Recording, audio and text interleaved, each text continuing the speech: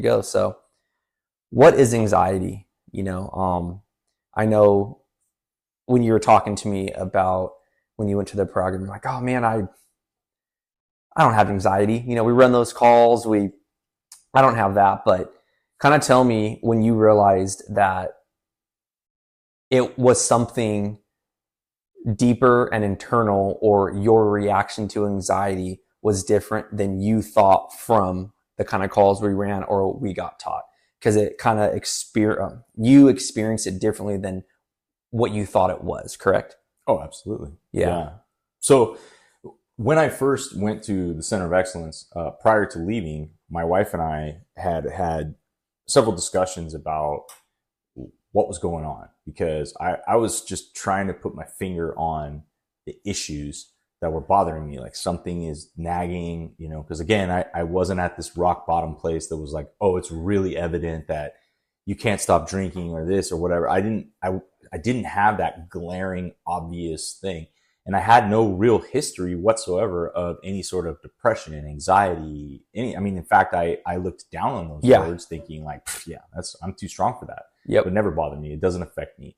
And I'm sure that even people that are, I had this conversation yesterday with a few, still full-time career guys that both, laughed at first and then through the conversation recognized it. But anyways, when I went to the center, prior to leaving, my wife was convinced I was depressed. Yeah. And I didn't feel like that was right. Mm-hmm. And because I just thought, man, I have nothing to be depressed about. I have a great life. I'm very fortunate. I work hard, but I'm very fortunate. And things are going well. I got a nice place to live, comfort, again, not in debt, good job, on the surface, on the outside, like we've talked about, everything's going great. Yeah. And so you didn't feel depressed, anxious, or anything like that? Well, let's put it this way. I didn't know what these words really truly meant. Exactly. So, but my understanding at that time was, I'm not depressed, and it's certainly I'm not an anxious person. Yeah. That's how I felt. Yeah. So for me, the first time I recognized this stuff was sitting down with a psychiatrist at the Center of Excellence. And that is Dr. Abby. Anybody that knows the IFF knows who Dr. Abby is. She spoke all over the nation about basically firefighter mental health. And she's seen so many of us. She had me figured out in 15 minutes, probably quicker. And one of the things that she said to me, on top of making me realize I'm a highly sensitive person, right? Which is, I thought that was pretty funny. Yeah. What she said, so how do you deal with your anxiety? And, she asked a question, something like that. And I laughed and I said, well, what do you mean? I don't have anxiety. And she starts laughing back. And I said, well, what makes you think I'm anxious? She's like, well, you're a pretty intense guy. I'm like, yeah, I'm intense. There's a difference. I'm like, dude, my heart rate doesn't go up. I don't get short of breath. I don't sweat. You could have a 4-story building going like a bomb, and I'm just like asking you, hey man, how's things going? You good? Hey, yeah, we got to get this, but we'll get it. I've just never been a person that feels anxious by the definitions that I had in my head at the time. For sure. Which was what we run calls on, right? That's exactly how I defined anxiety. I think most of us as firefighters, it's the people who, when we respond, they can't calm down. Their heart rates are through the roof. They feel like they're having a panic attack. Heart attack, whatever. Oh my God, my chest. And you're thinking to yourself like, dude, come on. All right, enough with the drama. Relax. We're good. You're putting on a show. Yeah. And the truth is, I know it's real. Like we've seen it real with people, and you talk them down and you see them kind of come down quickly. So that was my definition of anxiety, was people that just basically couldn't calm themselves down. Yeah. Couldn't calm themselves down and just worried about every little thing. And I'm thinking to myself, like, where's this lady coming up with that I'm anxious? Yeah. And I laughed. I said, well, you've already told me I'm highly sensitive, and now you're telling me I'm anxious. I said, if you called people that know me, I kind of doubt, because maybe I'm wrong, but I kind of doubt that they would describe me as highly sensitive and anxious. I was like, lots of other words that maybe not flattering. Yeah. He's a jerk. He's intense. He's this, he talks too much, too fast, too loud. But I don't know that those two words would come into the conversation. Yeah. And typical firefighters, right? We need to know why. What is it? Give me the definition, explain it. So she knows, like, okay, I'll dumb it down for you so your dumb brain can understand it. And so she asked me a couple of questions that put it in perspective for me personally. Not that I'm some therapist, but she said, do you spend a lot of time thinking about the past? Yeah. And I said, I don't think so. And she goes, so you never think about the past? I said, well, yeah, sure. I mean, I kind of say revisit those memories because I always feel it's important to take what we've learned. Yeah. So that we grow from it and learn. What do we do stuff for like training, that. right? We tell, hey, put a slide in your slideshow. You know, we tell the rookies, we tell anybody that we work with, right? Like, yeah, hey, all this training that you've done, it's going to make you better in the future. So for me, I'm like, yeah, that seems natural to access your memories and your past so that it kind of, you know, and the old adage, right? Like if you forget history, you're doomed to repeat it.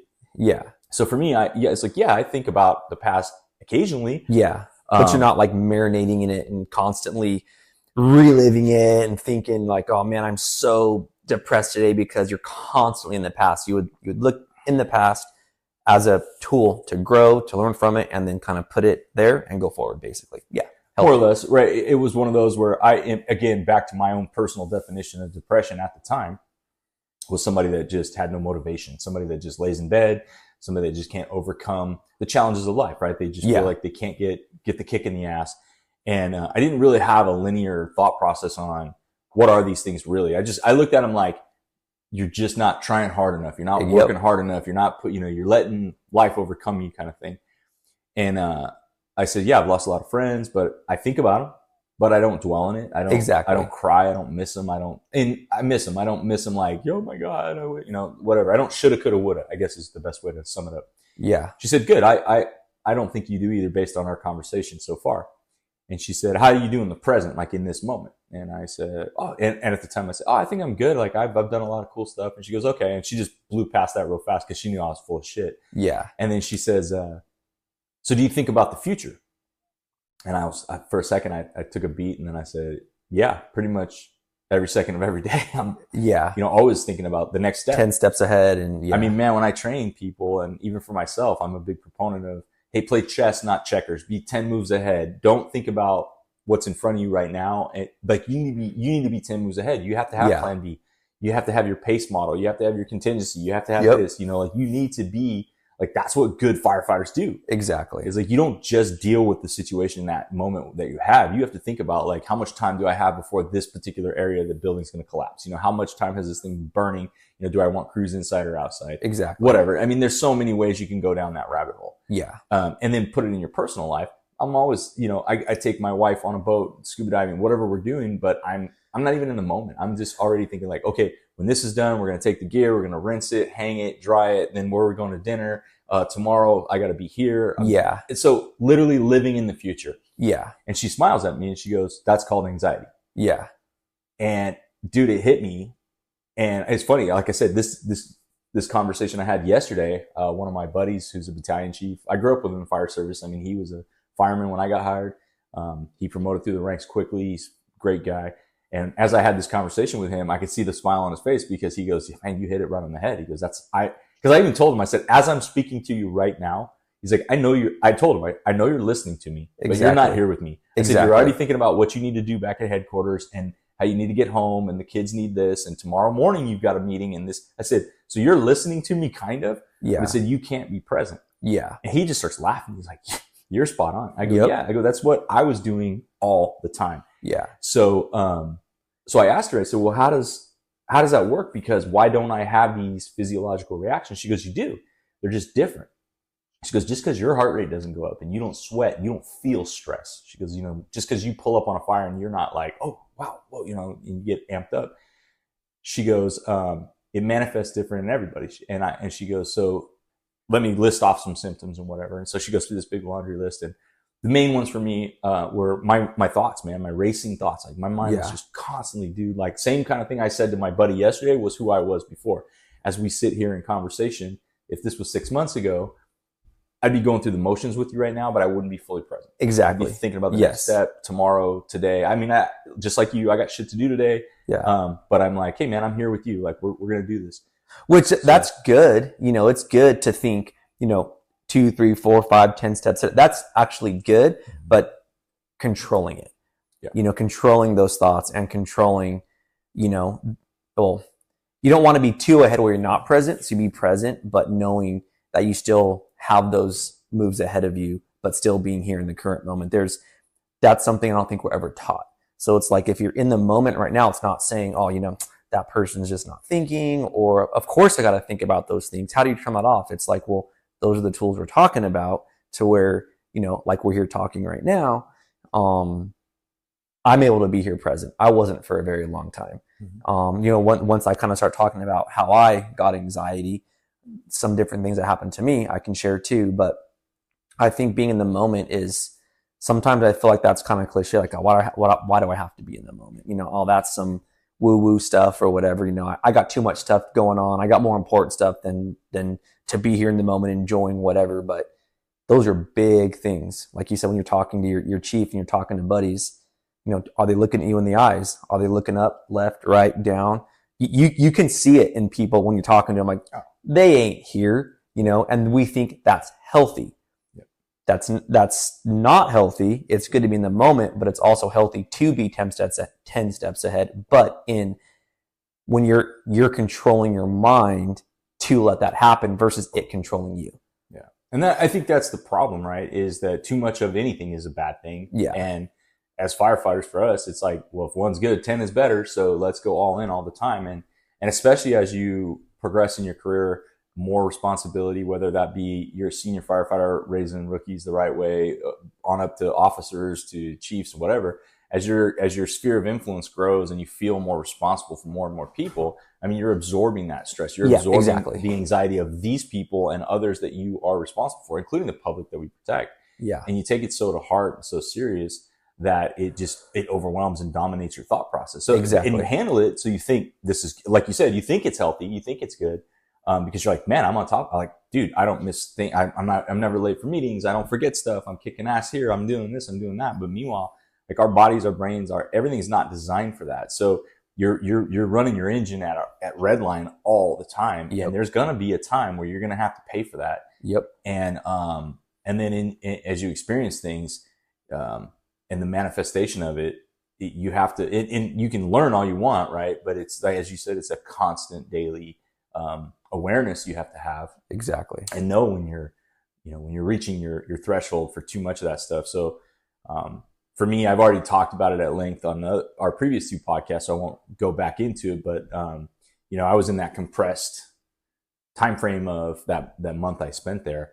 So the SGB shot is what kicked me over the obstacle of the barrier to being present. And that was wholly because my fight or flight, my sympathetic nervous system, my amygdala, my limbic system, whichever term you want to use, I was just stuck in that. Yeah. And that was what was manifesting. So my anxiety was my racing thoughts, and then it was stored in my back, like all the tension, the stress, the lack of sleep, the responsibilities for probies, the responsibilities for myself, for my wife, for work, for promotion, for classes, to teaching, for, financial stuff at home. I mean, just everything that was like, well, I can't process this. I can't think about it. So my body's just like, cool, just store it here, So my back just got more and more rigid. And I chalked it up because I went and did one of our body scans, because our department offers that.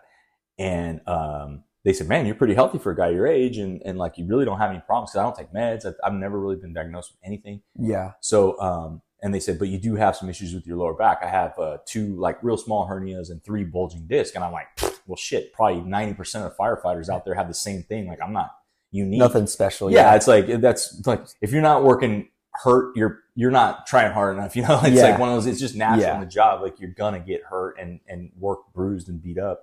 So I just chalked it up to that. That's why my back was bad. So, but when I got the shot, when I was able to recognize it, like, now, dude, you've been here a week with me. I'm here, man. I don't get worked up over stuff. I get stuff done. I'm still me. I can still, when I need to turn it on. Exactly. I can, and I told you, I've like, hey, Tuesday's the day I sit down, I do all my emails, I open all the mail, I spend about 2 hours, cranking through all that stuff. And that's it. The rest of the week, I'm not constantly checking email. I'm not constantly looking for stuff. It's like, and I don't let those things dominate me now. I dominate them. Like, if I decide today that, hey, today I'm going to kick ass and do a whole bunch of stuff, then I'm going to do that. Yeah. If I decide I'm going to sit here on my ass and do nothing, I'm going to do that, Yeah. So, and there's a lot of liberation in that. And I know that there's a lot of people out there that get stuck, and they know that. And I think that's why you hear a lot of our brothers and sisters like constantly like, oh, I can't wait to retire. and that's anxiety. You're looking forward to the future. And what's crazy, think about it, when you retire, how many guys that retire, we can't get rid of them, right? They keep coming to the coffee table. They keep talking about, there I was. Yeah. And I'm joking about can't get rid of them, but I'm saying it's good. It's a good thing, but they relive they miss it. That's like the best time of their lives. And you'll see these guys that are 60, 70, 80, 90 years old. If they get to go that long in retirement, that's the best time of their life, was the fire station and the crews and the calls and everything they did. But yet everybody's running towards retirement full speed ahead.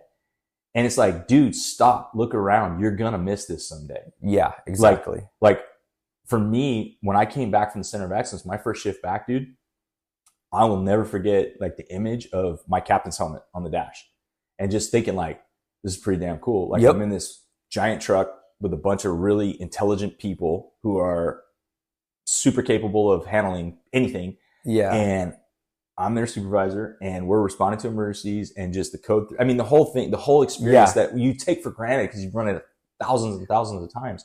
Like I really like sat in that and I enjoyed it, man. I was like, and that might be fire geek to somebody. I don't care. I think most of us have a little fire geek in us. Like the job's awesome. Like how can you not geek out on riding in Big Red, doing that stuff, waving to people, all that.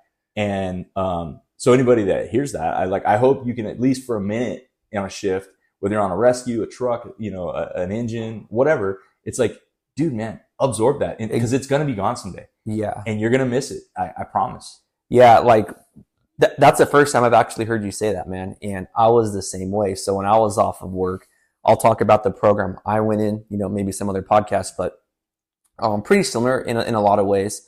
But mine was with the general public and firemen or first responders. But when I came back, it was the same thing. I get on the rig and I threw the gear on. I had my helmet, everything on there. I was on a truck and I'm sitting and I'm back there. I'm like, wow, I forgot what this felt like. I'm a fireman. Like we get to help people. This has been 15 years of my life. And I was off for at this time it was about, I think 10 months. And I come back and it was like, you say a fire geek, I say, screw that. That's pride, man. That we should have pride. We worked anyone that's hearing this, like have some pride in your job. Have pride that you've worked your butt off to get where you are, to ride on that rig, to get that badge, to help save lives, to make a difference.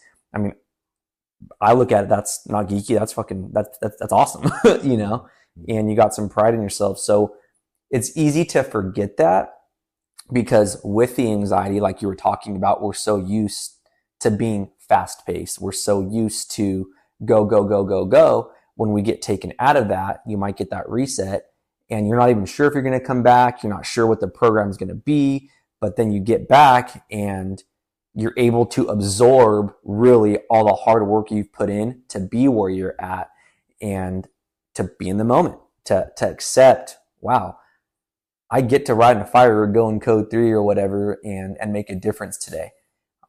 That's huge, man. That is huge. Yeah, no, it's been great, man. And even just, since getting home, right, that anxiety is just gone. And I thanked Dr. Abby. I mean, I saw her once, while I was out there, I didn't have to see her a bunch of times. And she probably doesn't remember me, right? Because she sees so many of us, but just those 20 minutes of that generic description of, hey, if you're living in the past and you can't get past it and all you ever think about your buddy that you lost or something gnarly that happened, it's like that, you might want to look into some depression type stuff. If you're a person who like me was just couldn't enjoy the moment. I couldn't sit with my wife and have a cup of coffee, a dinner, a glass of wine. A glass of wine would lead to 2 bottles, 3 bottles. Or if I had a beer, it'd lead to, 6, 8, 10 beers. And not always, but a lot of times it did. And it was just like, because that noise in the head, I couldn't numb it out, couldn't quiet it down. So now that I have, it's been huge because it's like, dude, I haven't slept this good in 20 years. I haven't felt this good in a long time. And I told you yesterday, I still think my body is still kind of like adjusting, purging a little bit, because I still got body aches. I still, there's all the stuff that's there, and I still get caught up at times with my mind where I could feel it.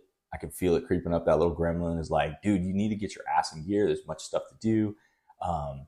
I get in the sauna. I'm meditating. I'm like, you start to go. It's not just like, oh, quiet mind. I'm totally meditating. Everything's perfect. I mean, I have the same thing. I'm thinking like, God, I need to do this. I need to do that. But it's just like, you learn to kind of give yourself that, hey man, it's okay. Like that's natural. You got all these thoughts. You get 60,000 thoughts a day. Mm-hmm. So anyways, like for you, what was your, like, that's my generic definition. Yeah. And it made sense to me. And I think when we talk to other firefighters, like when we talk like that, it kind of resonates because you're like, yep, okay, well, because I think most of us have anxieties, my opinion. Yeah. And I think it's, honestly, I feel like with anxiety, as far as me, I think it's healthy to have a certain level of, I don't want to say anxiety, but healthy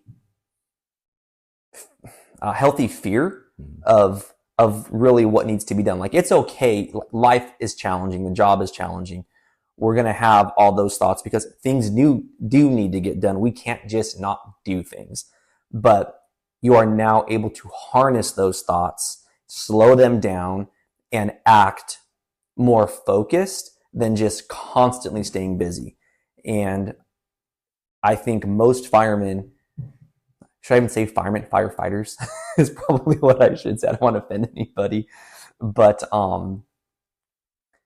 we're all having to constantly go. You might come home, okay, you might take a 2, 3, 4 hour nap or whatever it is to kind of reset that body. But when you're back home, you have a day or two. If you get a 4-day, you get a 6-day, whatever it might be. You might take the first day to kind of, spend some time with your family or yourself and just kind of, recalibrate your body. But day 1.5, 2, 3, can we stay still? No, we can't. We're going, we're doing something. It's how many firemen are we around where they got 20 other things they're doing because our brain is just like, if I stay still, I'm being lazy. If I stay still, nothing's going to get done. If I stay still, whatever it might be. And sometimes, I don't know how it is for you, but I think you've told me this. You can tell with me, I haven't got the shot yet. I feel like I've done a lot of work with the mindset stuff, the journaling, the meditation, my program, the diet with my anxiety. I suffered from both anxiety and depression, and I'll get into that. But, I feel like I can harness the thoughts a lot better. But what you noticed, because we haven't hung out for 3 years, maybe? Yeah. Somewhere around there. Yep. And, there's been a lot of growth, a lot of things that have happened in both of our lives, job-wise, personally. And you can tell, you're like, wow, man, I can see you're more present, but you're like, there's still something there of you're not fully present. And when you told me that, I was like, dude, tell me that stuff. So I try to work on it automatically. So when I hear that from a buddy, I'm like, okay, I'm going to journal this out. I'm going to then put these thoughts into my head. So-and-so is telling me this. What are my 3, 4, 5 action steps I can do right now to harness my thoughts, to be more present? And when I heard that, I'm like, okay, I thought I was doing good. I was doing good, but when someone tells you, a buddy you respect, hey, this is how I perceive it, you're like, okay, I'm going to take a step back. I'm going to reevaluate this because there's always work to be done. And so I put in the work, and I'm continuing to put in the work. But anyways, with my anxiety, mine started a while ago, and it got my whole body. And I didn't think I had anxiety like you said, because I felt like I was harnessing those thoughts pretty good, because my wife, Sable, we'll talk about this later too, but she committed suicide. And I always put anxiety to someone that cannot harness their thoughts, someone that can't control their actions, or someone that any little thing stresses them out and they just go off the wall or whatever. I was like, well, just chill out. It's in your head. Get over it. Worst thing you can say to someone that has anxiety or those kinds of things going on in their brain, because that's where it's coming from. And sometimes we don't even know what our brain is taking as a threat or anxiety because of the things we have been through, whether it's childhood, whether it's the job, and just life. We all deal with it differently. So my anxiety, I had IBS, and I couldn't be in crowds. Anytime, I love music, and we'd go to shows, we'd go, Sable liked going to Disneyland, and we would go to amusement parks. I couldn't be in crowds. I would freak me out. Yes, it's healthy to know where you're at. Okay, the exit is here. How many people, just when it's busier, as I'm driving in the parking lot, I'm like, okay, if something was to happen, how am I going to exit? Where's the exit plan? All healthy things, but I was not controlling my thoughts. It was more anxious thoughts than prepared thoughts. It was weird. Like, those are all good things to do, but I was letting it dominate me being in the moment. It's good for me to get there. Okay, if something happens, this happens, that happens, let's have, 3, 4, 5 plans down the road, but then I wouldn't be present. Yeah. So I'd be at these places. Well, you were dominated by your limbic system. And that's, what you're saying, right? I think all of us over time, that exacerbates and gets worse and worse and worse, where you scanning the exits. Oh, that person looks sketchy. Hey, come over here. I don't trust this, because you're feeling the energy of the crowd. Yep, exactly. So yes, it's good to have that awareness, but when you're hyper aware, hyper aroused, hyper vigilant, it's toxic on you.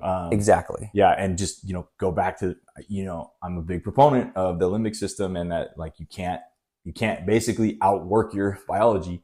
Yep. There were guys that got that SGB shot who, their description of things like, dude, we went to the restaurant and I wasn't scanning. I looked around, but it wasn't driving me to the point where, like, I couldn't even think about what I was going to order until I had assessed the entire place and made sure I was safe, So, exactly. So what did the anxiety, you said it like you would freak out. Like, what is that? What's a freak out for you? What does that feel like and look like? And was it something visible from external, or was it just an internal feeling? Cause, like I was saying, I never felt like I got up on anything. Yeah. So that's why I was like, man, I'm not an anxious person. I don't think, but I would do the same. I would walk. I didn't like crowds. And I got more and more grumpy and cynical about things where I didn't want to go to Disneyland. I didn't want to go to anywhere, really. Otherwise, other than just being around my group of friends, my wife, my small group of family I want to be around. But anyway, so how did that look for you? What did it feel like? So it didn't feel good. So it started gradually, and as time went on, it started really affecting my immune system. And I thought it was like, I'm just taking care of us. It wouldn't just be with Sable. It would be with friends, family, whatever. And people would talk to me, and I wouldn't realize this. But they would tell me, they're like, yeah, we're talking to you, but you're not really paying attention to me. Like, I'll talk to you, and then you'll ask the same thing maybe an hour later, or some kind of story. I'm just zoned out because maybe it's the lack of sleep or the anxious racing thoughts because you're, whatever. So it really hit me hard in my my poop to be honest. Yeah. And it happened for years.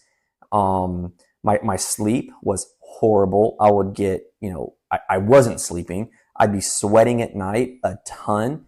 And I remember I would go through mattresses like crazy. There'd just be a sweat mark on the bed because I was sweating so much. And Sable would just be like, gosh, you are sweating so much. And I didn't notice that because I was sleeping, but I would notice it, but I didn't know how bad it was. And when I pulled up the sheets, I was like, oh my goodness, and that happened a few times. I'm like, wow. I would try to control it, but there's so much stuff going on internally in your body that you can't, because your brain is going 1,000 miles a minute, a million miles a minute, however you want to call it. And so what would I do? I'll start drinking whiskey. I wouldn't call myself a dependent alcoholic or anything. I've always been a social drinker.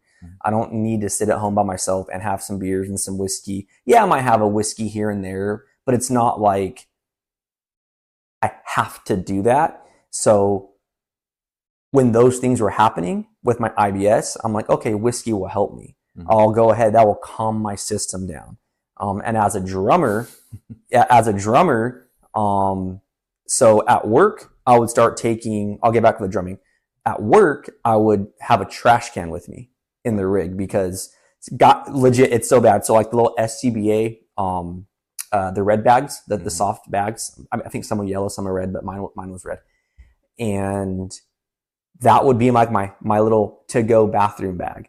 And so I had trash bags in there. I had toilet paper in there. I had baby wipes in there. So if something happened at a call And there's been times I've had to use the restroom on a call, like not like bad.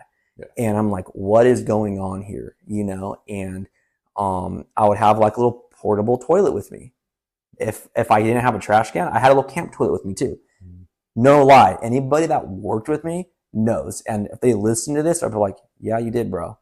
Like, that's embarrassing, dude. Sure. You know, it's super embarrassing, but it is what it is. I'm like, it'll go away.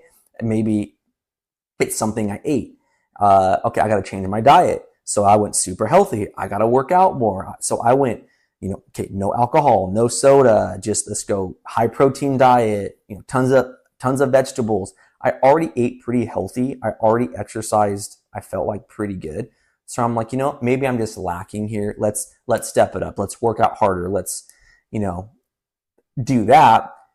Then you come to find out sometimes if you work out harder and your system is stressed and you're not dealing with those internal problems, it will make those things worse. Yeah, exacerbate it. It'll exacerbate it, exactly. So that went on for years, man. And there'd be times, thankfully, not thankfully, but yeah, thankfully, in Long Beach, we ran 4-0 staffing. There'd be times I would miss calls, and I would eat, and probably 15, 20 minutes after, straight to the bathroom. And the guys are like, oh man, Eric's in the bathroom again. And it wouldn't just be like 5 or 10 minutes. I've been there for like 20, 30 minutes. Mm-hmm. And I'm like, it would get so annoying, man. So that's how it started for me. But I wasn't wigging out on people. I didn't think I had anxiety. I thought it was just something that was going on internally with my system, like my diet, or maybe the lack of sleep, or maybe some extra stress or whatever. And I never really looked to it as anxiety. I didn't know that it can affect you in that way. Yeah. And I'll just add to this that, like, I think for you and our conversations and everything, like yours is an anxiety that resulted in it from traumas. Yes. Those traumas were varied. You had them from childhood. You had them from your marriage. You had them from the job. So you had, you know, a pretty good amount that had contributed to these things, and you'd been doing pretty well considering the fact that, like, what you'd been through. Yeah.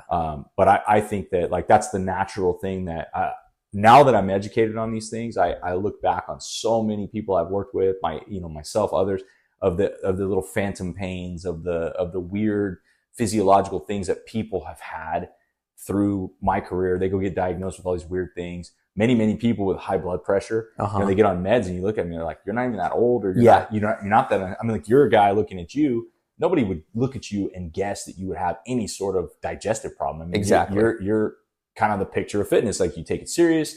You know, you do the diet. You got the dedication and the discipline. So again, like, just from a snapshot value judgment of you, it's like, oh no, this guy's the picture of health. And you have no idea the chaos and the turmoil going inside. So what we do is we naturally gravitate to a doctor because they're going to fix everything. Well, I got news for you, right?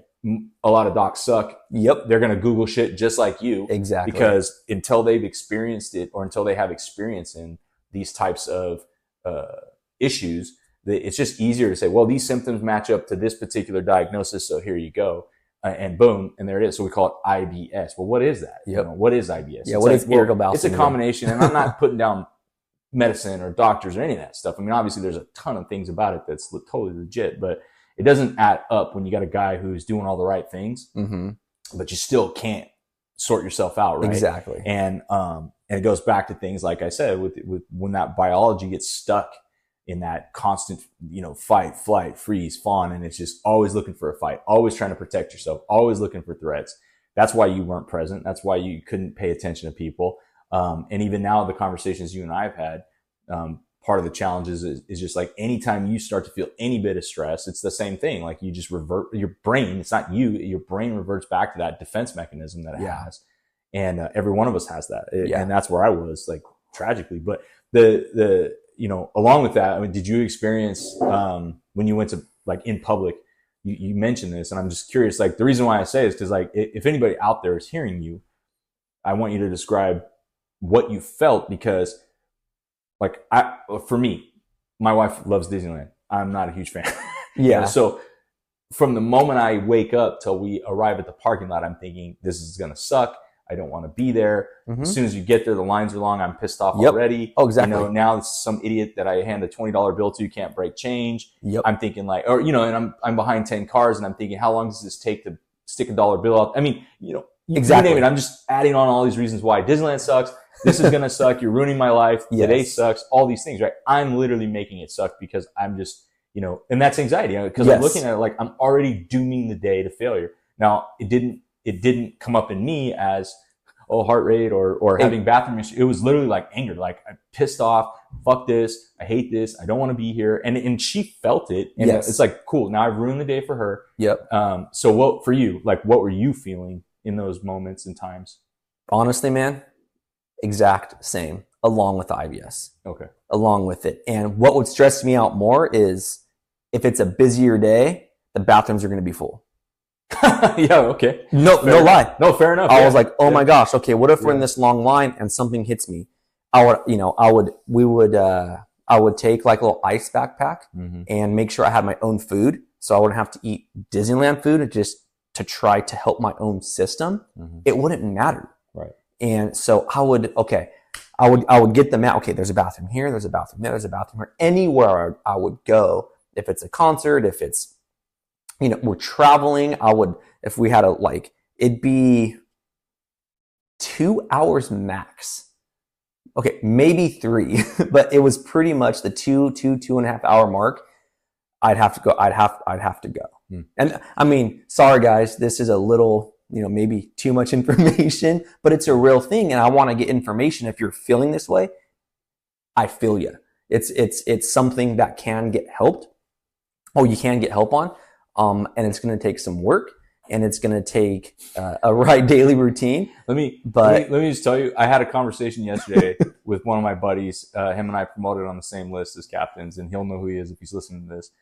His exact words yesterday were, hey dude, I've cleaned a lot of toilets and a lot of firemen have some serious digestive problems. There we go. See, there you go. So, you know, you don't have to, yeah. I don't think you're alone.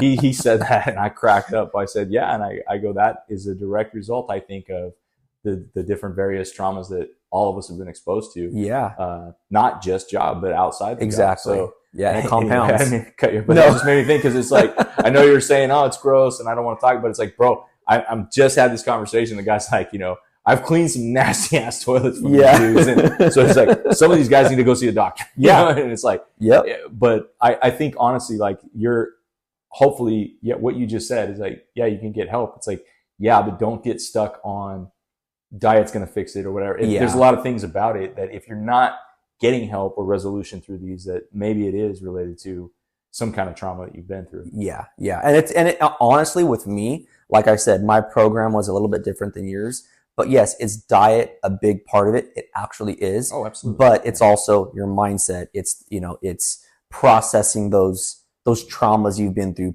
processing your thoughts, your focus, your mindset, all these kinds of things. So it's a full mind-body connection, but it's something we don't talk about much. Yeah. We initially think, oh, it's my diet. It's just my diet. That's the problem. Right. Because, you know, honestly, here locally, our diet, you know, the majority of the time, I feel like, I don't want to be mean, but we have an obesity problem. We have a problem where, right? It's the truth. It's the truth, man. You're telling the truth. You know, and I'm not putting anybody down, but it's like, it's easy when we get stressed to do the unhealthy things. Right. It's easy when we get stressed or anxious or whatever it might be to have that hamburger and, you know, fried food and the beer and this and that, because it makes us feel it's immediate gratification. We get it right now. I want this stress to go away right now. I'm going to go have a couple beers with my buddies and just forget about my problems. I want, you know, if it's not beers, maybe it's the food, you know, maybe that's your vice of, okay, I'm stressed out. I'm going to go eat ice cream. I'm going to go eat some unhealthy food or whatever, and not take care of the internal self. So we think it's just the diet. I never thought about, maybe it's my thoughts plus the diet, plus my daily routine, plus my thoughts, plus all these other things. I never added all that together. I thought it was just stress. Okay, well, of course this is going to happen. I'm lacking some sleep. Okay, I'm going to be stressed. I'm nothing special. Just like you said, we're all going through it. I have heard the same things. I've seen the same things of like, seen some junky bathrooms, Mm-hmm. but, what makes me any different? We're all dealing with this together.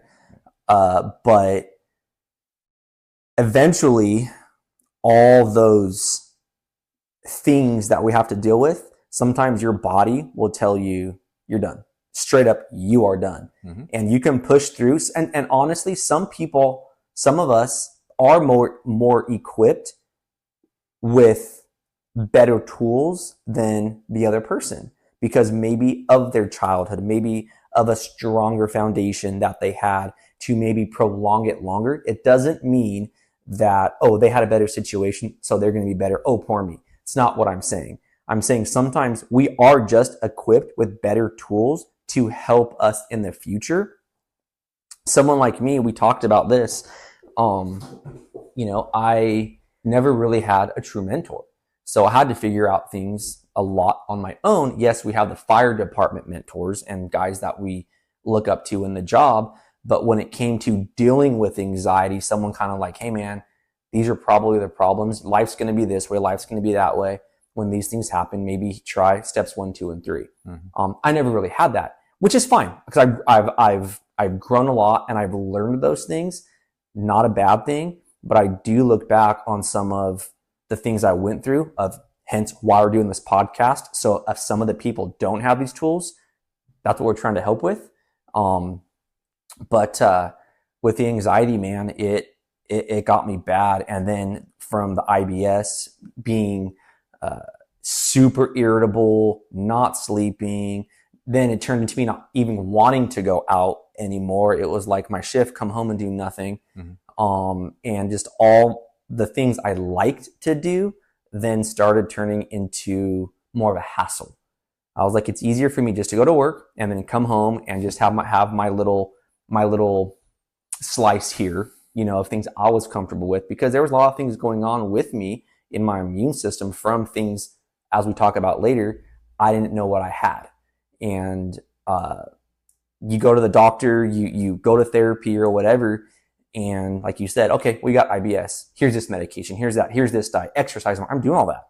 I don't want to take medication, so I was like, I'm not going to take medication. I'll get my diet better. So that anxiety then led into obviously more arguing because I wasn't present. I wasn't, just like what you were saying with when you would go to amusement parks or go out for the day, whatever it might be. Oh yeah.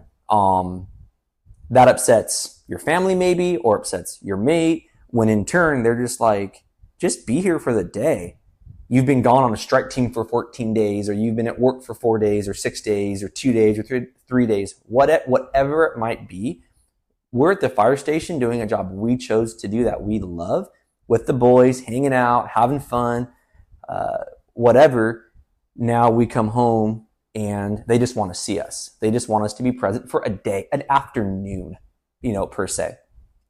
We can't even do that.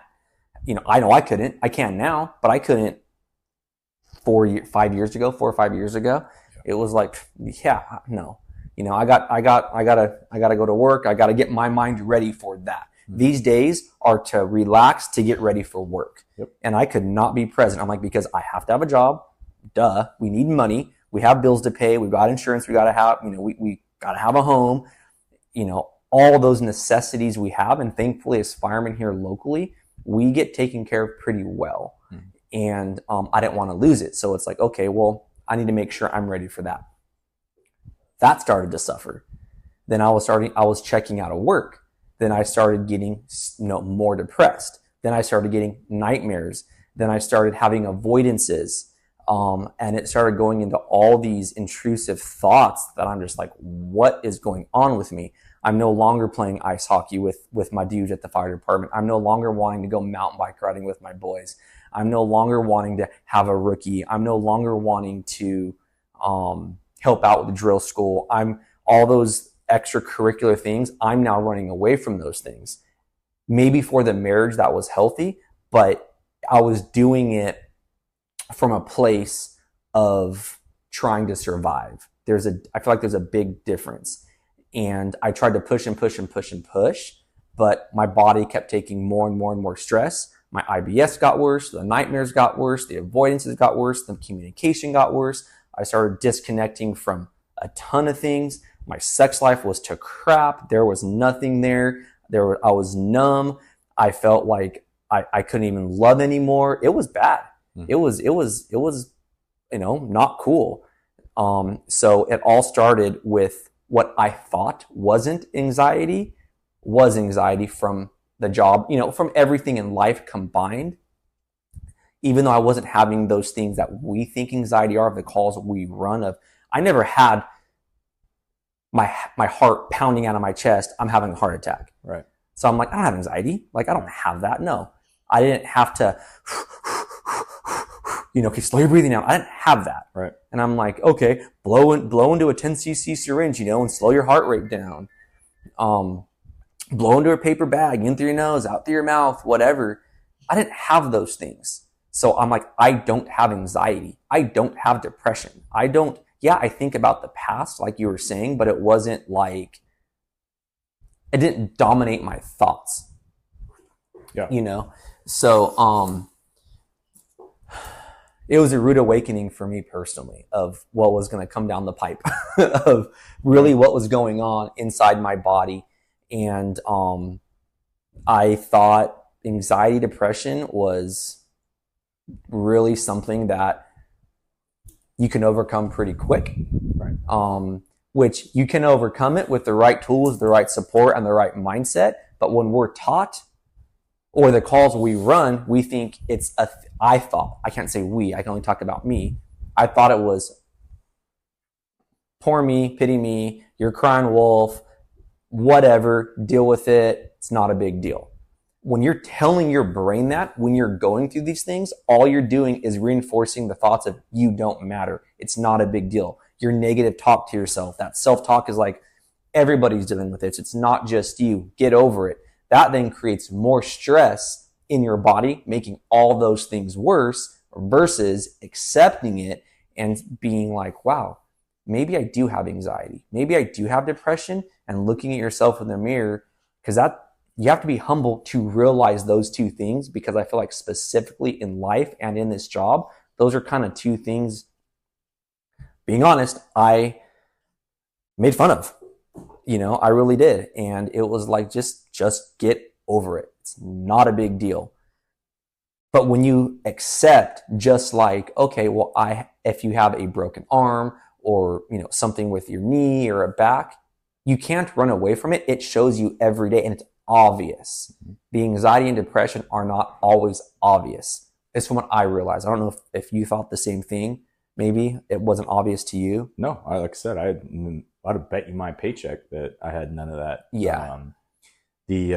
As we talk, one of the things that came to my mind with anxiety is for anybody that's listening, it comes down to control. Yeah. Is what anxiety really is. And it's because when your fight or flight is engaged, when your limbic system is engaged, the primary function of that is to keep you safe and alive.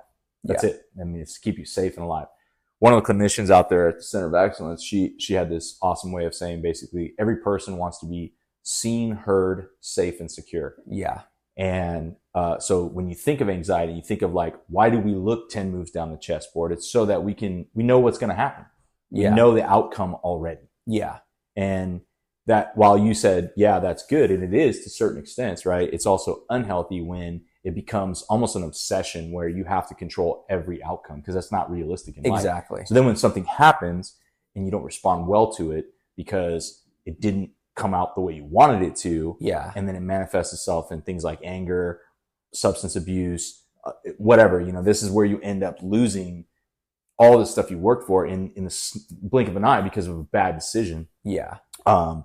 And call it the fear of the unknown. That's, to me, like, when I dumb it down for myself, it's just like, that's what anxiety is now. When I look at, it's like when you literally can't like be flexible in your thinking. Yes.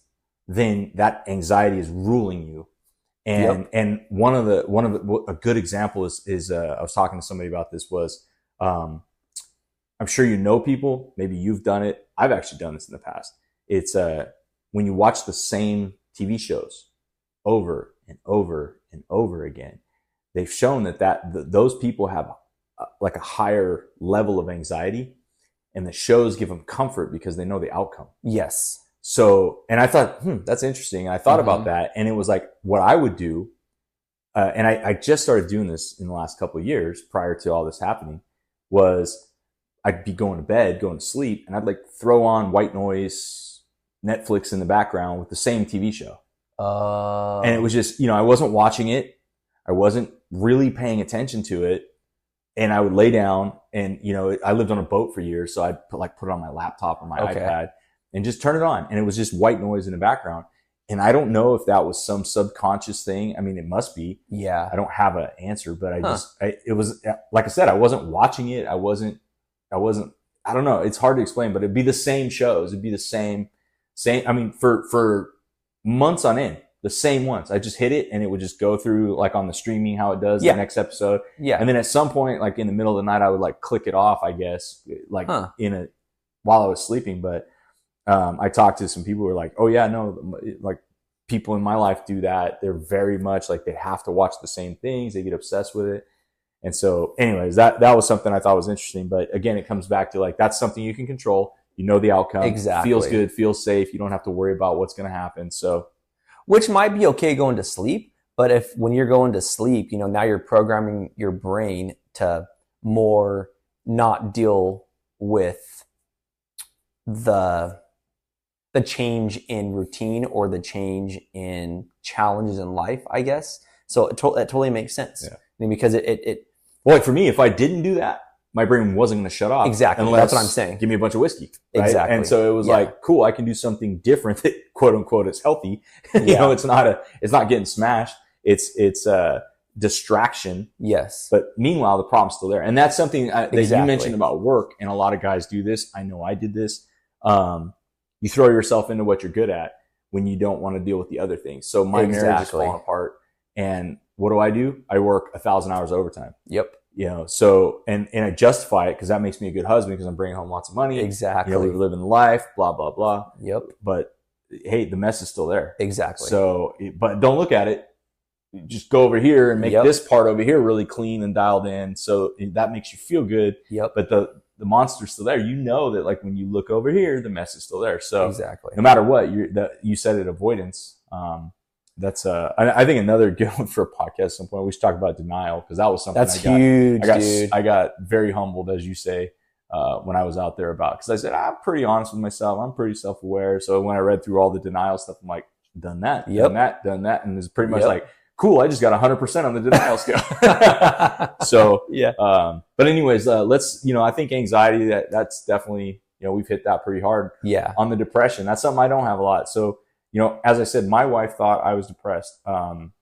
After I did my stuff, came back, talked with her. I think she agrees now that I wasn't depressed. I just, the anxiety was a huge problem. So, for you, what was the depression like? Cause it sounds like your anxiety led to your depression. Exactly. It wasn't the other one before. Mm-hmm. And dude, we're not doctors. So maybe you can start with depression and end up anxious. I don't know. Exactly. But for you, it was anxiety leading to depression. So what was that? How did it manifest? What did you feel like? So, I mean, I can talk about this for days. So, I'll cut it down pretty simple, but it was really the guilt of me realizing I wasn't present. It was me realizing, wow, I'm letting the job take priority over my marriage. I'm letting the job control me. I'm letting the opinions of others control my decisions. I'm letting the judgment get into my personal thinking, and I'm letting that affect my decisions on and off the job. And it's easy to sit around the kitchen table and guys are, saying this, saying that, and how come you're not taking this overtime, or how come you're not going on this strike team? It's all things that we need to do, we want to do, and we have to do. We accept it. I'm not diminishing any of that because it's things I liked and loved to do. But there's a time in life where sometimes by priorities, I heard this from a guy I really like to listen to, Lewis Howes, and maybe you've heard this too, but, it's just seasons in life. And different parts of life are going to require a different version of you. And the version of me was always fire, fire, fire, fire, get involved, get involved, get involved, take classes, take classes, take classes, help, help, help, help, help. And, you know, I didn't know how to be a good husband and then be a good fireman. Being completely open and honest, I did not know what balance or a priority was. I didn't. I grew up poor. I grew up living in cars. I grew up not knowing if we were going to have a meal. I grew up, you know, living sometimes in my parents' shop because we couldn't afford a home. So to me, my safety now was my job. Yeah, financial security came from financial security. Yeah. So my thing was, this is going to make me feel safe and secure because I had, you know, an unsafe per se childhood, and that's not even the trauma. I'm just talking about now the money side of it. So I worked at whatever I could do to make sure I had this safety net and security net with my job. That's all good stuff. That's why we get good jobs. We need the money, you know, to live a good, healthy life with, you know, make sure we're taken care of with a good home and with the proper food and with the proper health, all those things. That's all good things. But I took it the other way. Like, if I lose this, I'm going to be on the streets again. You know, I'm going to take the judgment from my buddies. I'm going to lose their respect at work, and no one's going to want to work with me. And I didn't know truly how to separate the two. Mm-hmm. And so I was in a battle in my own head.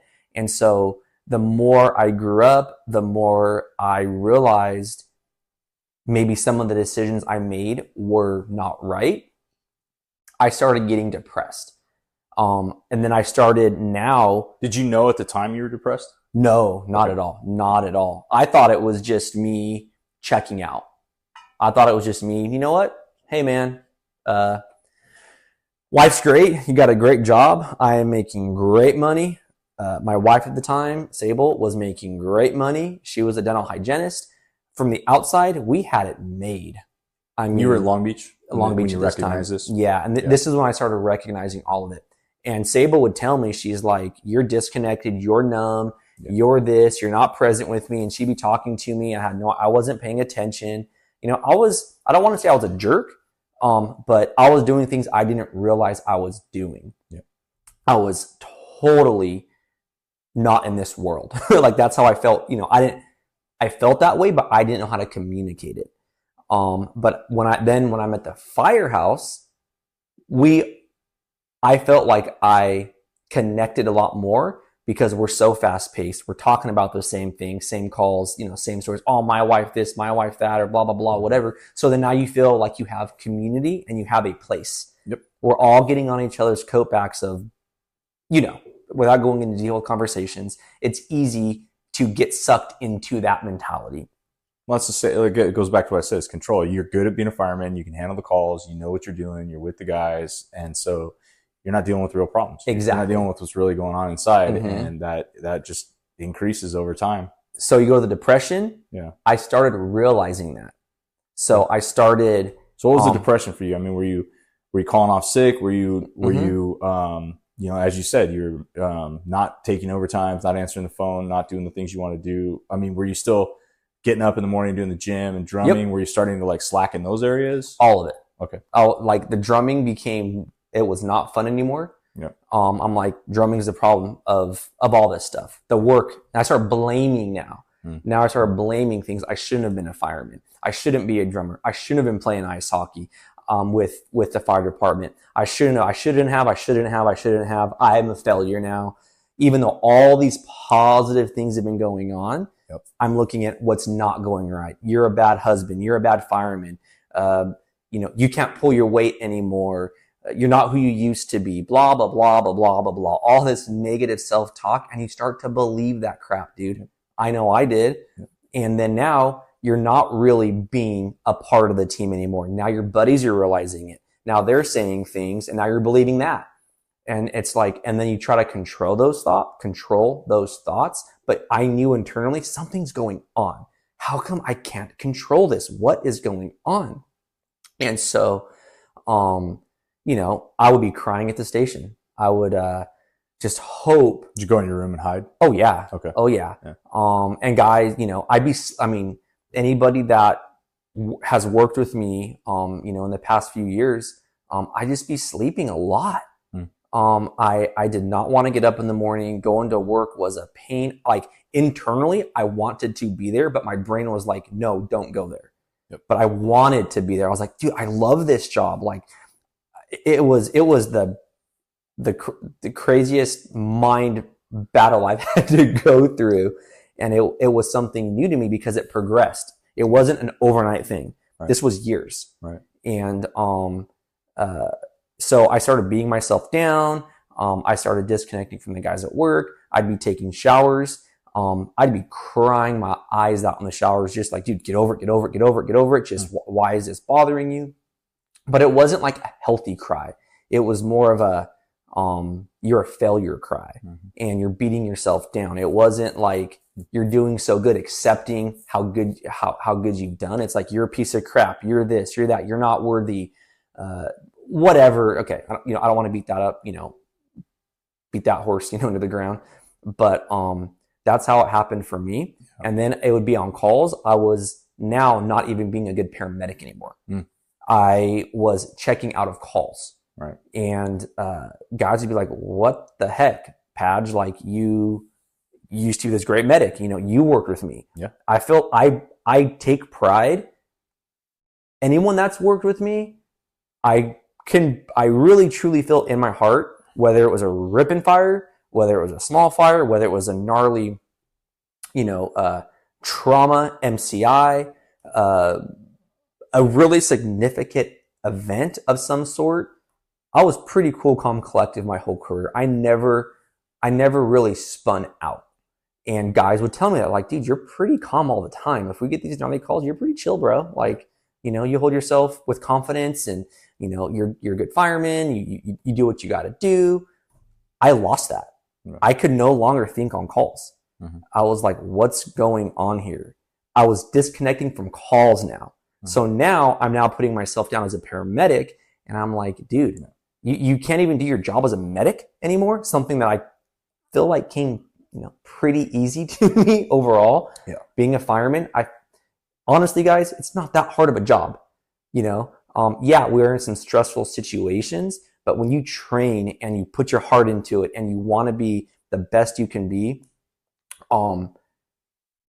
we're fortunate to do what we love. And typically, if it's something we love to do, it sometimes does come easier. That's how I felt. And I don't want to say once you won one fire, they're all the same, because that's not true.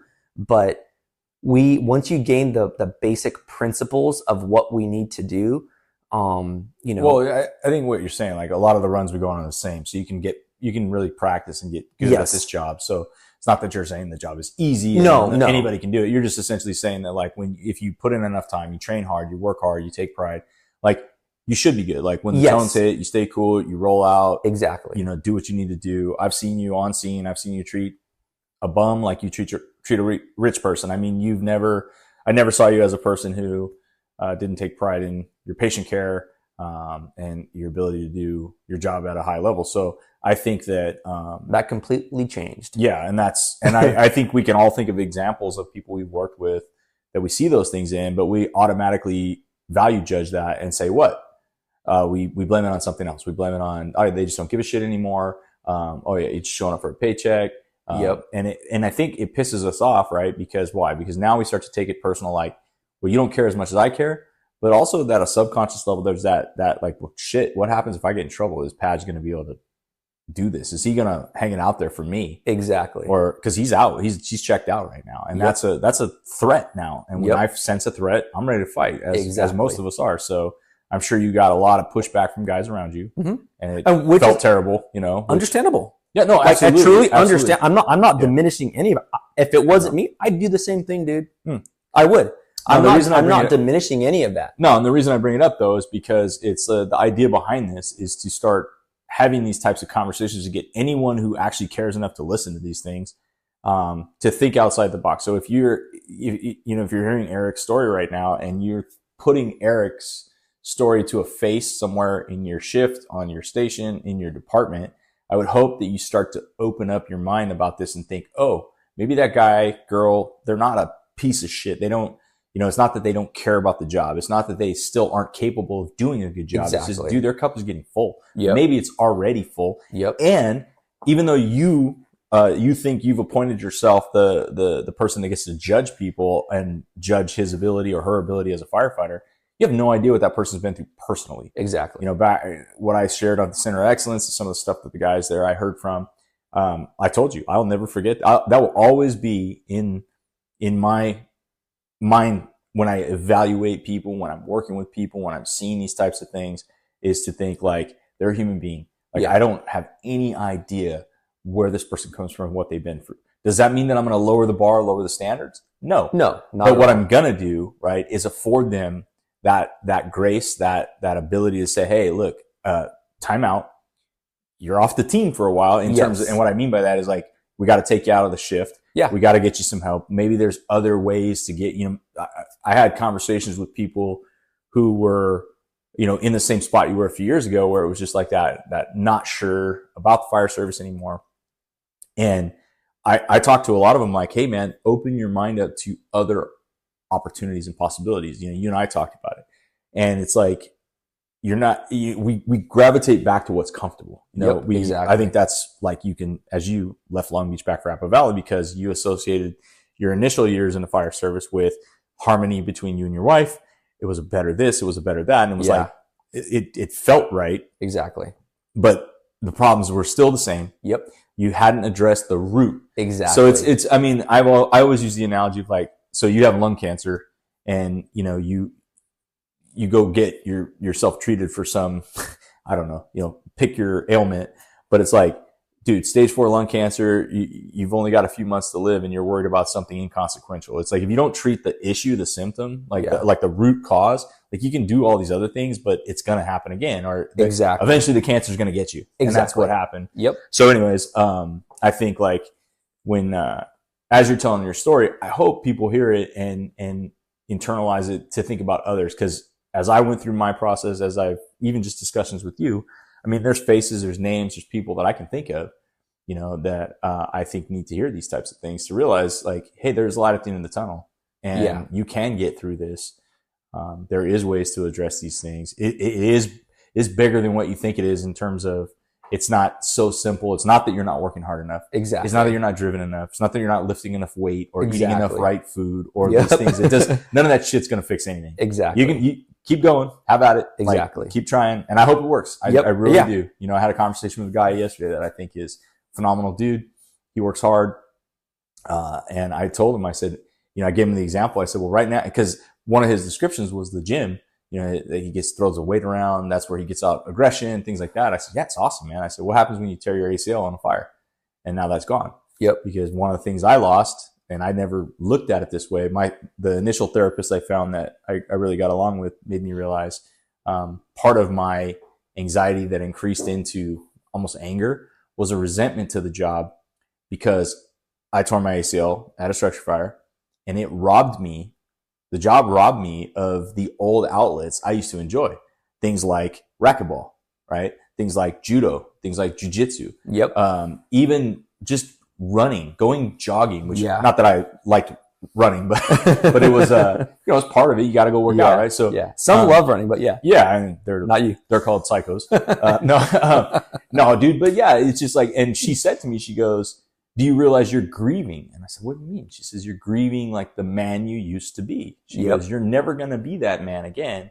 And us as firefighters, like we're all 20 years old in our mind. Yeah. Like I'm still the kid that went through Santa Ana College. I'm still the kid that, ran the biddle in 6 minutes. I'm still the kid that did these. And it's like, no, I'm not. I'm a 45-year-old guy with a bunch of miles on me, and it's like, I got a lot. I think I'm decent at the job. I got a lot of experience. I try hard to help develop people, but like physically, I can't do the things I used to do, man. Yeah. And it's a mindset. Yeah. Go listen to Goggins and he's going to say, I'm just being a bitch and I need to do this. And it's like, yeah, okay, maybe I could, but I don't know. It's just so hard because there's so much noise with that stuff. But what I guess what I'm getting at, right, is like when you went back to Apple Valley, it's the same thing I understand it. I understand that when was the best times of my life? When we were saying, oh, this is over here, so I'm going to go back to this and try to recreate this. And unfortunately, like that wasn't going to be possible, Mm-mm. you know? And that stuff, what I've had to come to realize is that, I keep saying the journey of life, and it probably gets overplayed or whatever, but truly, none of us, there's no rule book to life. It's a daily, we have to have the self-awareness, and being a firefighter, and dealing with chaos I'm not saying every day is chaos. Some days are slower than others, but when there's chaos, we're trained to then, I've said it before, bring order to that. And, in life, we're going to make decisions like with the fire, if we have, our tools, tactics and strategies that we have. And we pretty much know if we do these things, the fire is going to get put out. And if not, then whatever, maybe there's something we didn't see. A medical aid. Okay, if we do these, we push these drugs, we do these things, whatever, the person more than likely will be okay, depending on the call or whatever. In life, we don't always, even on the calls, we don't always know the outcome, but in life, making those decisions, it can really screw your mind up. If your mind is not strong, the torn ACL or, different things that happen, it can really get you down. And like the gym is great. Eating healthy is great. All these things, I think in my mind I still do it to this day. I'm not diminishing that, but you can still do all those things, look super, fit. You could be doing the healthy diet. You could be doing, whatever. But if your mind is not strong, you could look strong externally with your job, with your paycheck, with whatever. But if you are not internally strong with your mind, in my opinion, that stuff, I don't want to say it means nothing, but you will lose that really fast. And I really feel like the mindset is so big on those other things. I feel like the mindset is stronger than just going to the gym. Yes, going to the gym, you have delayed gratification because you're not going to immediately get a six-pack like tomorrow. But I think you understand what I'm saying, or anyone listening to this, I don't go to the gym to just portray, oh, I'm so confident and look at me, I put so much work in. It's like, no, I go to the gym because it makes me feel good, and I know it helps my mindset to become self-confident, to overcome life's challenges. Mm-hmm. Does that make sense? Mm-hmm. Yeah. But kind of going back to the depression a little bit, it's okay. If you run a bad call, it's okay to cry at the station. It's okay to get that stuff out. That's healthy. So I know I'm not the only one, but the way I was going through it was a very unhealthy way. So if anyone's out there is like, well, I'm crying at the station. Do I have PTSD? Do I have this stuff? That's not what I'm saying. My purpose of saying that was, it's okay if that's what you need to do to let go of the stress. I didn't do it soon enough. And now my body was just purging and purging and purging. And I was getting scared of running calls. I was getting scared of telling another mom, and father, their baby is dead because of whatever the call was. I was sick and tired of telling, your husband died because whatever reason, your wife died because whatever reason, or, going on suicides of, you run numerous people getting slashed, the hangings, the people, we call them the crispy critters, of if it's a car accident because we couldn't get there soon enough, or they got trapped underneath a semi and they burn alive. The real stuff we see, that stuff depressed me. I didn't want to see that stuff anymore, but I always thought I didn't have an outlet, or I didn't know how to deal with those emotions. So that stuff started to depress me more, along with my personal life. I was afraid to tell people, dude, this really screwed me up. That smell, that sound, that area. You avoid certain areas of where car accidents were at. You avoid certain homes where fires were at. You start avoiding just avoidance of things. That's going to be a normal reaction when we're dealing with things, but we have to take care of it. Because if you don't take care of those avoidances, it's going to get worse and worse and worse and worse. And eventually your body's going to be like, Your cup is full. You are done. And now you've gone to the breaking point of, the anxiety and the depression now leads to suicidal thoughts. Now it leads to like alcoholism, drug addiction, all these things when these precursors we know are there, but maybe we're just afraid to speak up. Yeah. And if we hit those things honestly, like you did, dude, it didn't go to your rock bottom of things, but you started noticing, my marriage, I'm drinking, or, a little more than I should, or I'm waking up the next morning, or whatever. You started noticing these things and taking it upon yourself to own it and take care of it. I think the only difference is, you've already described like when you started to feel these things. Well, you didn't address it from this perspective. Exactly. And in my situation, I'm not better than you. I had stuff that basically forced me to. Yeah. Right. That put me on Front Street and said, no, you have to. Thankfully, it wasn't catastrophic or life altering that would be, something I couldn't fix or make up for. But it was definitely a wake up call. Yeah. And I think as most mental health professionals that I've spoke to will tell people, it takes something like that for you to really truly face it. For you, it was essentially what happened with Sable. When she committed suicide, that's final. That's tragic. That's horrible. And same thing for me. Like my situation was different for sure. But, so when we talk about that train on the track, picking up speed, like yours had just had more time to gain more speed. Yeah. Is all it was. Yeah, I was on the sure. same trajectory. My chosen vice was the booze. And because it was literally, I grew up in an alcoholic family. My father was a functional alcoholic, great guy, cop in East LA for 25 years. Yeah. He worked at LA riots. His best friend was murdered in a liquor store robbery. Like my dad was responding to the call when his buddy called on the radio. And then these guys came out and literally executed his partner, like on the streets in East LA. So I know that fucked my dad up for years. Until he died. My dad drank and progressively got worse in his older years. And that's the thing I think when I look at myself in the mirror and I think, because right now it's so easy to say I'm not an alcoholic because you've been here as it is. I'm not ruled by alcohol. Never have been. I've abused the hell out of it. Right. Yeah. But my dad, he started when he was working, like he'd come home, he'd drink, but I don't remember my dad drunk. I always say like, I never remember, I don't like my dad drank every day of my life that I can remember that I was with him, but I don't remember my dad drunk, which is kind of weird, right? You would think that doesn't make sense. It's like, well, he's a functional, like he would get up, he would start drinking by probably 1 or 2 in the afternoon. And it was just a slow burn all day long, man. He'd just have cocktails. My dad had a place in Orange County. It was Barry's Garage, man. You'd cruise there. Door was always open. He sat outside. Beer, fridge was always full of beer. He'd cook you food. He always had, so it was almost like a bar, dude. Yeah, and he was like a corner lot, so people cruised by. People loved him.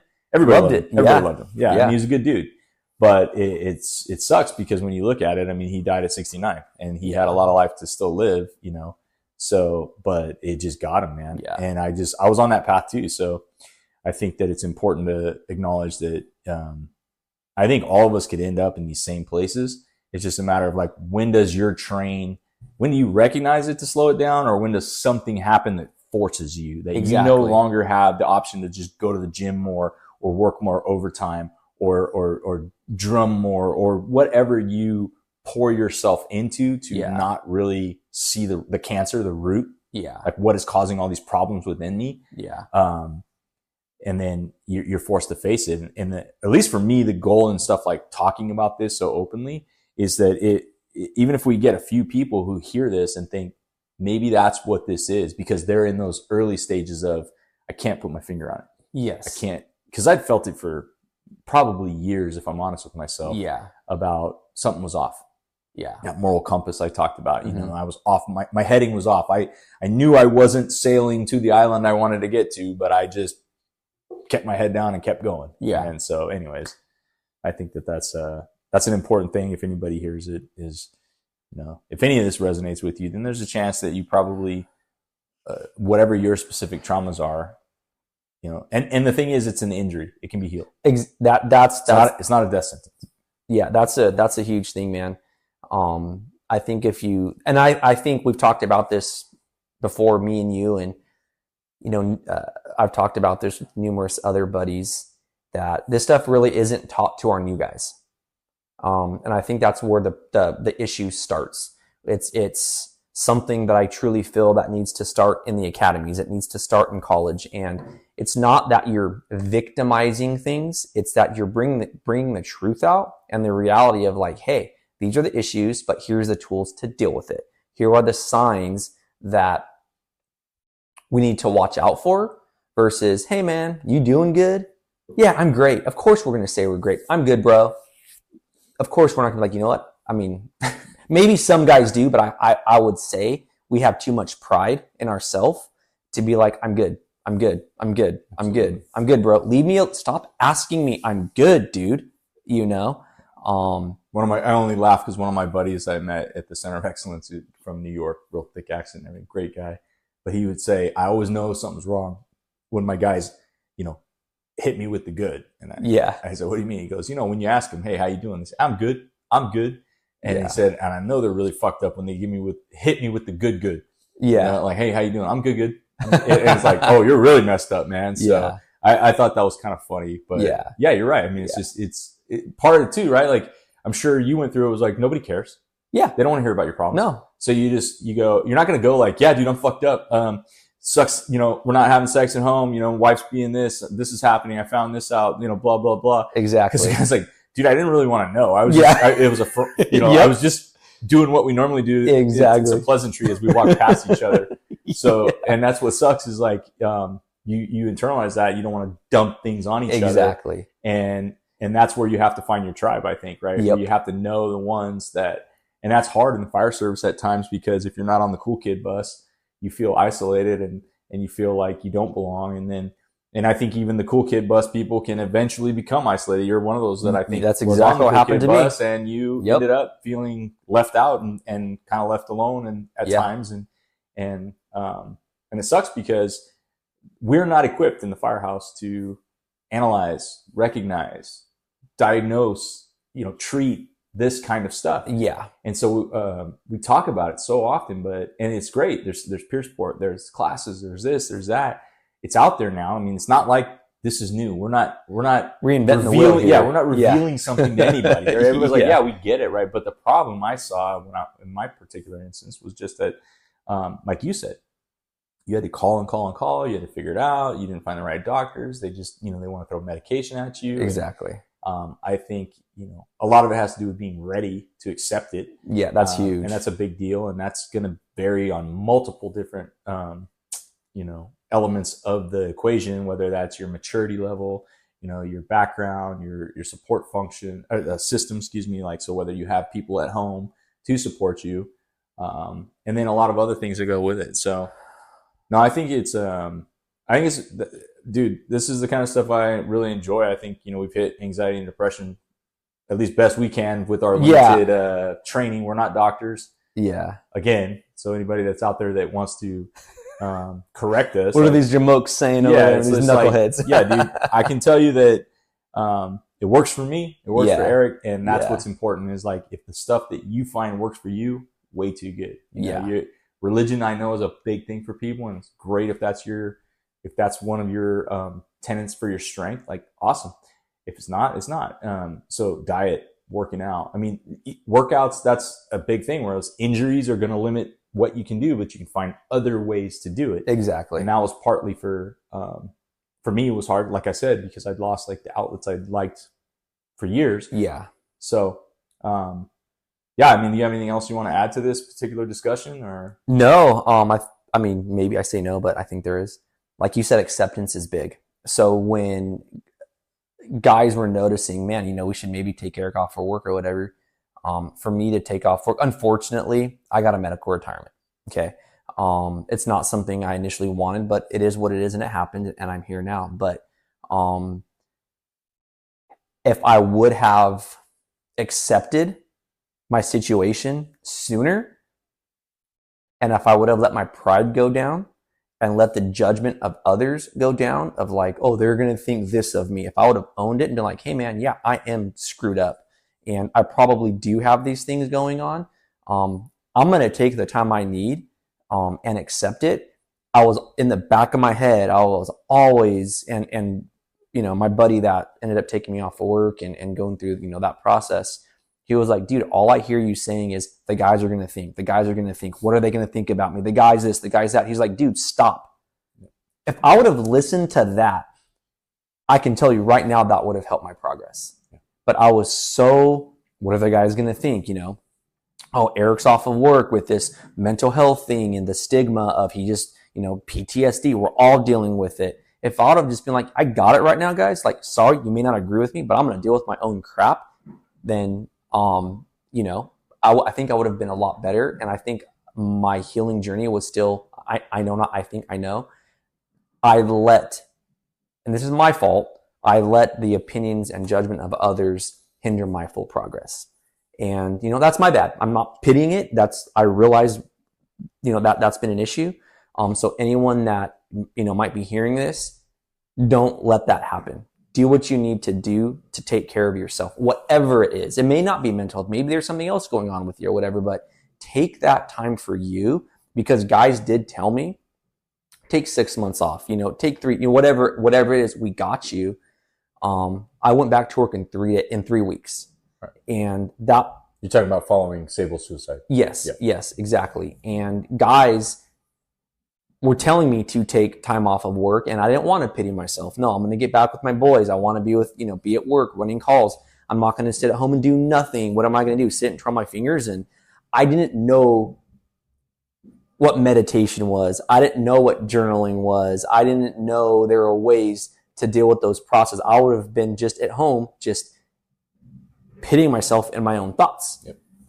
And that could have been a time to go to IAFF in the beginning. Yep. That could have been a time if we would have known, hey man, you went through a really traumatic event.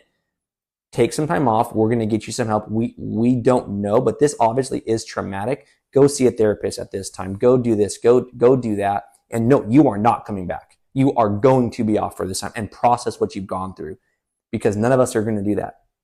We're going to want to get back as soon as we can. We're not going to want to pity ourselves. We're not going to want to be at home doing nothing. We're going to want to be at work with our boys doing the job we love. And so that's something, if I can help anybody out there, take it for what it is and do the right steps to heal, whatever that is, because you will thank yourself so much more than just being afraid of the opinions or judgment of others.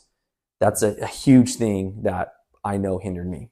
Yeah. So whatever, if that's a bunch of BS or whatever, then whatever. But I think that's a great way to close it out in terms of, so if anybody's out there that is listening to this kind of stuff from us, I had, again, back to yesterday, I had a good conversation with one of my buddies, and he said, where do I send somebody if I have a firefighter, somebody works with me, for me, whatever, who is, I see these things, like, how do I get them help? And, the hard part right now is, like, I'll say for myself, our EAP sucks. And I know that a lot of cities and departments, their EAPs aren't fully, like, stock vetted, bunch of great resources available. I mean, people are doing the best they can, but we need to make it better.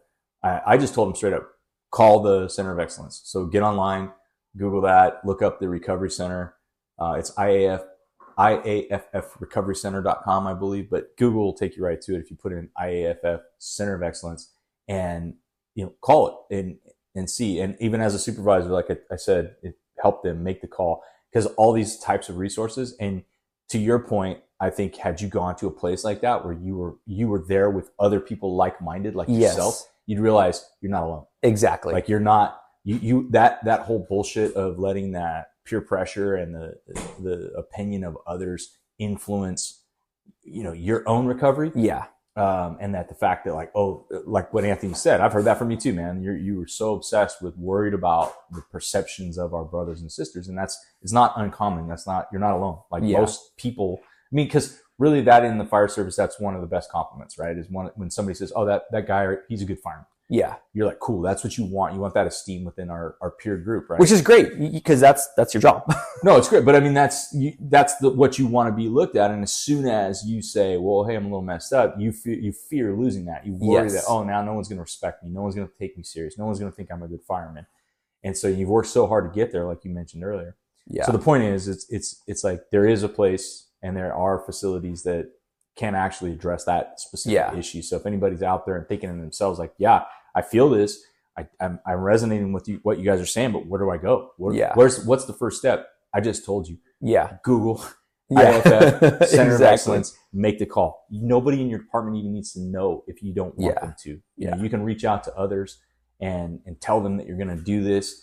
I mean, I know for a fact there's people that went there who don't even think their departments know. They just took time off on their own. And their insurance is paying for it because it's a mental health place. And they're going out, they're getting the help they need, and then that's it. You know, so it's like, anyways, there's a lot of options, right? So, for sure. And if they want to reach out to us, what's your email? So you can get me, Shane, at ricfirecaptain@gmail.com. Okay. And mine is epadgettcoaching@gmail.com. So, you know, feel free to reach out to us if you want to also, or whatever. And then, you know, we can help you with the process if you need personally, if that's how you feel most comfortable. So thanks, guys. Shane, thank you, buddy. Oh yeah. Good conversation, man. Yeah, buddy. All right. See you guys on the next one.